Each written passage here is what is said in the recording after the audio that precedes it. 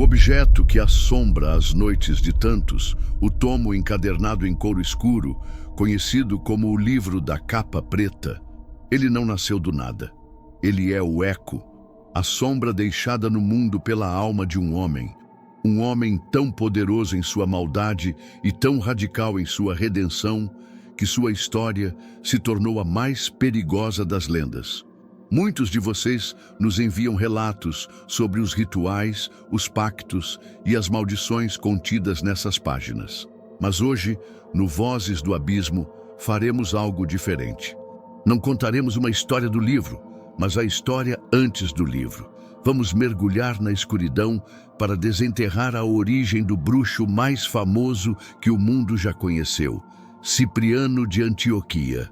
Para entender o poder contido em suas palavras, primeiro precisamos entender o poder que corrompia seu coração.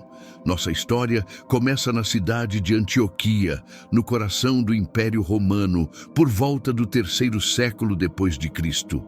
Uma cidade de mármore e de lama, de filósofos e de cultos secretos, onde os deuses de Roma se misturavam às divindades mais antigas e sombrias do Oriente. Foi nesse caldeirão de fé e de medo que nasceu um menino, não de pais pobres ou desconhecidos, mas de uma das famílias mais ricas e influentes da cidade. Desde o berço, o destino de Cipriano foi selado. Seus pais, devotos pagãos fervorosos, não o ofereceram a Júpiter ou a Marte, os deuses da ordem e da guerra. Eles o consagraram, numa cerimônia secreta realizada nas catacumbas da cidade, aos deuses do mistério, da magia e do submundo. Aos 7 anos de idade, enquanto outras crianças brincavam, Cipriano era iniciado nos mistérios de Mitra, o deus Sol invencível, em templos subterrâneos onde o sangue de touros era derramado. Aos 10, sua mente já afiada era entregue aos sacerdotes de Apolo, onde ele aprendeu não apenas a filosofia e a retórica, mas o dom sombrio da profecia, a arte de ler o futuro nas entranhas de animais sacrificados e no voo dos pássaros. Ele não era uma criança, era um projeto, um receptáculo sendo preparado para receber o conhecimento mais proibido do mundo. Ele cresceu sem o calor do afeto, sem a simplicidade da amizade. Seu único companheiro era o conhecimento. Lia textos em grego, aramaico e egípcio antigo com uma fluidez que assustava seus mestres.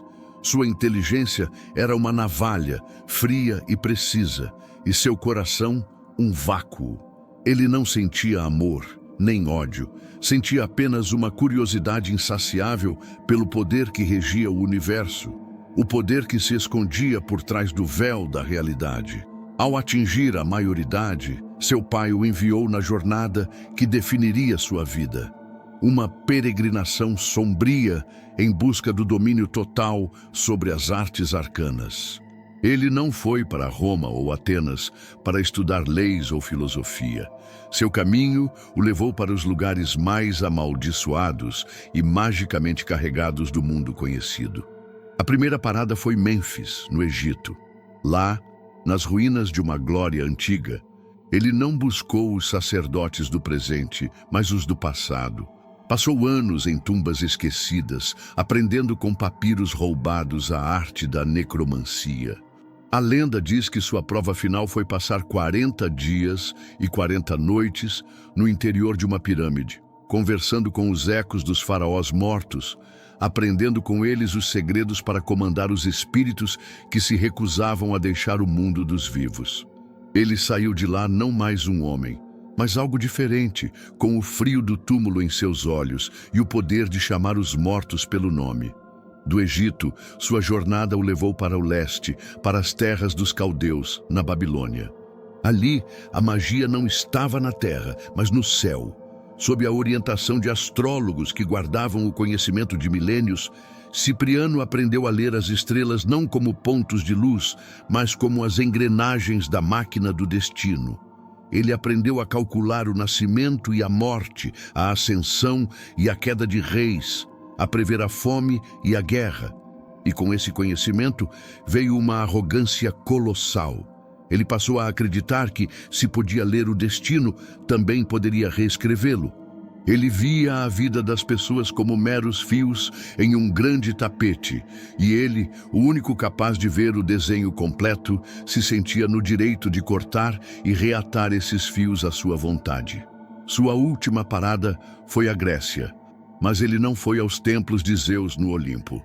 Ele desceu, participando dos ritos secretos e orgiásticos de Hécate e Perséfone, as deusas da bruxaria e do submundo. Lá, ele dominou a arte da ilusão, da transformação. Aprendeu a mudar de forma, a criar visões que poderiam enlouquecer um homem ou fazê-lo se apaixonar perdidamente. Aprendeu a caminhar entre o mundo dos sonhos e o da vigília. Quando Cipriano finalmente retornou a Antioquia, quase 20 anos depois, ele era uma força da natureza. Sua fama o precedia, um sussurro de medo e admiração. Ele era conhecido como o mago, o filósofo, o príncipe das sombras. Montou sua casa numa área isolada da cidade, uma fortaleza de mármore negro, de onde, diziam, saíam luzes estranhas e sons inumanos durante a noite. Ele se tornou o segredo mais mal guardado da elite de Antioquia. Senadores o procuravam para amaldiçoar seus rivais. Matronas ricas pagavam fortunas por filtros de amor para prender seus amantes. Comerciantes desesperados pediam que ele previsse o movimento dos navios, e Cipriano atendia a todos, não por bondade ou maldade, mas por um tédio divino. Ele realizava os atos mais terríveis com a mesma indiferença com que um artesão entalha uma peça de madeira. Em um relato da época, um jovem nobre o procurou, desesperado porque seu pai não morria e ele não recebia sua herança. Cipriano, sem tirar os olhos de um texto antigo que lia, apenas pegou um pequeno espelho de prata, sussurrou o nome do velho pai do rapaz e soprou sobre o vidro, que se estilhaçou. Na manhã seguinte, o velho nobre foi encontrado morto em sua cama, o coração partido, segundo os médicos, por um pesadelo terrível. Cipriano era intocável, um poder sombrio no coração do império. Ele comandava legiões de demônios menores, conversava com os espíritos dos mortos e via os caminhos do futuro. Ele havia alcançado o ápice do conhecimento e do poder. Ele se considerava um igual aos deuses que servia, talvez até superior. E foi no auge de sua arrogância, no topo de seu poderio profano, que ele aceitou o trabalho mais trivial e, sem saber, o último de sua carreira como bruxo. Um jovem rico e tolo chamado Aglaido o procurou, consumido por uma paixão doentia por uma jovem da cidade.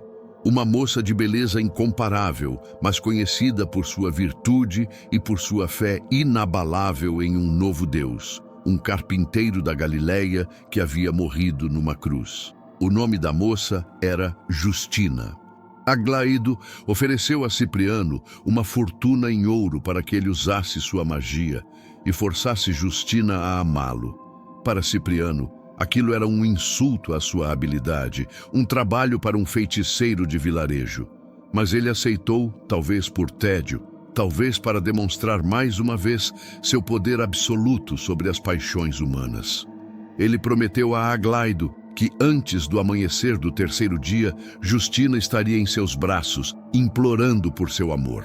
Cipriano, o mestre da necromancia, o leitor das estrelas, o arquiteto de ilusões, o homem que conversava com os mortos e fazia pactos com príncipes do inferno, mal sabia que estava prestes a declarar guerra a uma força que ele nem sequer considerava real. Ele estava no auge de seu poder, o bruxo mais famoso e temido do mundo, e estava prestes a ser quebrado.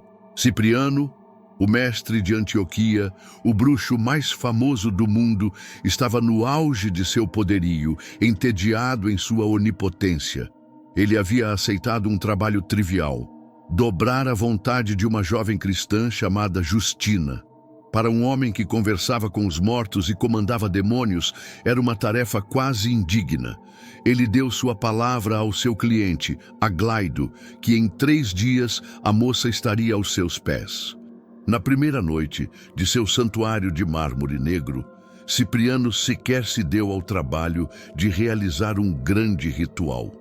Com um gesto displicente e um sussurro em uma língua que fazia o ar vibrar, ele enviou um de seus servos menores, um demônio da luxúria, um espírito que se alimentava de desejos impuros. A entidade viajou pelas sombras de Antioquia e encontrou Justina em seu quarto, ajoelhada em oração. O ataque não foi físico, foi uma invasão silenciosa e vil. A mente de Justina foi subitamente inundada com pensamentos que não eram seus, com imagens lascivas e um desejo febril por Aglaido, um homem que ela mal conhecia e por quem não sentia nada. Ela se sentiu confusa, sua fé vacilou por um instante, envergonhada por aquela corrupção súbita em sua alma, mas em seu desespero, ela fez o que sempre fazia. Ela rezou e instintivamente traçou no ar o sinal da cruz. Naquele instante, o demônio que a atormentava soltou um guincho de pura agonia, como se tivesse sido tocado por ferro em brasa, e fugiu de volta para as sombras, derrotado. Em sua fortaleza, Cipriano sentiu o retorno de seu servo. Ele estava perplexo, irritado. Como uma simples oração e um gesto puderam repelir uma de suas criaturas. Aquilo não era mais um trabalho, havia se tornado um desafio. Na segunda noite, Cipriano aprofundou seu poder. Desta vez, ele invocou um demônio mais poderoso, uma entidade do medo, um tecelão de pesadelos. Este não atacou os desejos de Justina, mas sua mente. A jovem foi mergulhada em um inferno de visões. Viu seus pais morrendo em agonia, viu a igreja da cidade sendo consumida por chamas profanas, viu a si mesma sendo arrastada para as profundezas do inferno. O terror era absoluto, projetado para quebrar sua fé através do desespero. Justina gritou, sua coragem se esvaindo. Mas no fundo do poço do medo, ela se agarrou à sua fé como um náufrago se agarra a um pedaço de madeira. Ela rezou o nome de Cristo e novamente fez o sinal da cruz.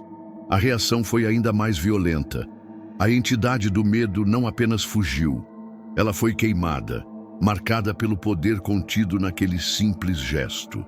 Ela retornou a Cipriano, não apenas derrotada, mas ferida, e sibilou para seu mestre sobre o poder terrível que emanava do símbolo do carpinteiro. A irritação de Cipriano se transformou em fúria. Sua reputação, seu orgulho como o maior mago do mundo, estava sendo desafiada por uma virgem indefesa e seu Deus morto. Na terceira e última noite, ele decidiu terminar o jogo. Ele não enviaria um servo. Ele realizaria um ritual que não fazia há anos, um que exigia um preço em sua própria força vital. Ele invocaria um dos príncipes do inferno. As paredes de seu santuário choraram sangue enquanto ele entoava os nomes blasfemos. O ar se tornou frio como o vácuo entre as estrelas. E diante dele não se materializou uma besta de chifres, mas uma figura de beleza impossível, uma criatura de sombra e luz sedutora. Esta entidade se apresentou a Justina, não com terror, mas com lógica e tentação. Ofereceu-lhe o mundo, riqueza, beleza eterna, o conhecimento dos segredos do universo. Ofereceu-lhe o próprio Cipriano como seu escravo. Tentou perverter sua fé, argumentando que seu Deus era um tirano que exigia sofrimento, enquanto ele, o príncipe deste mundo, oferecia a glória. Foi a provação final. Justina, cercada por aquela presença esmagadora, olhou para a entidade e, com uma calma que não vinha dela, segurou o pequeno crucifixo de madeira que usava no pescoço e disse apenas: "Meu único Senhor é Jesus Cristo."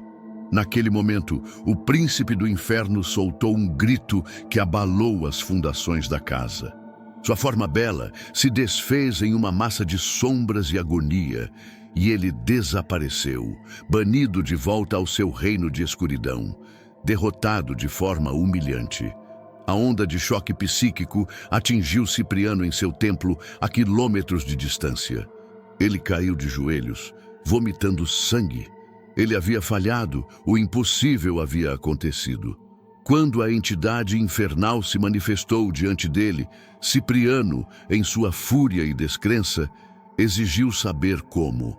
Como seu poder, o poder que negociava com as forças primordiais do cosmos, pôde ser quebrado por uma garota e um pedaço de madeira. E o demônio, preso pela verdade do pacto de invocação, foi forçado a responder. Sua voz era o som de vidro quebrado. Eu posso derrubar os tronos dos Césares e sussurrar a praga que destrói nações, mas sou impotente contra o menor dos cristãos que se protege com o símbolo da cruz daquele que derrotou a mim e ao meu mestre. Aquelas palavras não foram uma resposta. Foram o fim do mundo de Cipriano. Toda a sua vida, todo o seu conhecimento, todo o seu poder era uma mentira. Ele havia dedicado sua alma ao lado perdedor. A percepção o atingiu com a força de um cataclismo. Sua arrogância se transformou em um pavor existencial. Ele não era um mestre do universo, era um escravo de uma força inferior. Naquela mesma noite, em um ato de desespero e repulsa por si mesmo, Cipriano fez a única coisa que podia. Ele arrastou para a praça principal de Antioquia cada um de seus grimórios, cada papiro egípcio, cada talismã caldeu. Sua coleção, que valia mais que todo o ouro da cidade, foi empilhada em uma montanha profana. E ele ateou fogo. As lendas dizem que enquanto os livros queimavam, ouvia-se gritos e lamentos saindo das chamas, e uma fumaça negra com o cheiro de enxofre e almas perdidas cobriu a cidade. O homem mais poderoso de Antioquia estava publicamente destruindo a fonte de seu poder. No dia seguinte, vestido com roupas simples de um cidadão comum, Cipriano foi à igreja e implorou ao bispo por um batismo. A comunidade cristã reagiu com terror. Eles o viam como o mal encarnado, e sua súbita conversão só podia ser um truque, uma armadilha demoníaca. Ele foi expulso, ridicularizado. Mas Cipriano, o homem que um dia fora um príncipe, agora tinha a humildade de um mendigo. Por meses, ele permaneceu do lado de fora da igreja, dia e noite, sob o sol e a chuva, jejuando e rezando, pedindo perdão. Sua penitência foi tão profunda, sua transformação tão genuína, que o bispo finalmente se convenceu. Cipriano foi batizado. E o homem que um dia teve o conhecimento de todos os demônios, agora se dedicava ao estudo de um único Deus. Sua inteligência formidável, antes usada para a maldição, agora era usada para a teologia. Ele se tornou um pregador poderoso, um defensor da fé, cuja conversão inspirou milhares. Ele subiu na hierarquia da igreja, tornando-se diácono, depois padre e, finalmente, bispo de Antioquia. O bruxo se tornara o pastor. Anos depois, a perseguição do imperador Diocleciano varreu o império. Cristãos eram caçados e executados, e as autoridades romanas foram atrás do líder mais influente da região, o bispo Cipriano. Por uma ironia do destino, eles também prenderam uma de suas diaconisas mais proeminentes, uma mulher conhecida por sua fé inabalável, Justina. O homem que um dia tentou destruir a alma dela agora estava acorrentado ao seu lado, ambos compartilhando o mesmo destino como mártires. Eles foram torturados juntos, mas sua fé não vacilou. E por fim foram levados às margens do rio Galos e decapitados no mesmo dia. O carrasco que tentou corrompê-la se tornou seu irmão na morte. A história do bruxo e da virgem se tornou um símbolo de redenção em todo o mundo cristão. O homem, Cipriano, se tornou um santo, mas a lenda de seu poder sombrio era grande demais para morrer. Dizem que, antes daquela noite fatídica, ele havia ensinado seus segredos a discípulos. Dizem que alguns de seus livros não foram queimados, mas roubados, e copiados em segredo. O santo subiu aos céus, mas sua sombra, seu conhecimento proibido, permaneceu na terra. Esse conhecimento foi compilado, distorcido, reescrito ao longo dos séculos, formando a base do Grimório que até hoje é sussurrado em cantos escuros, o livro que promete poder, mas que só entrega perdição. O homem morreu, mas seu mal alcançou uma imortalidade terrível, tornando-se para sempre conhecido como o livro da capa preta.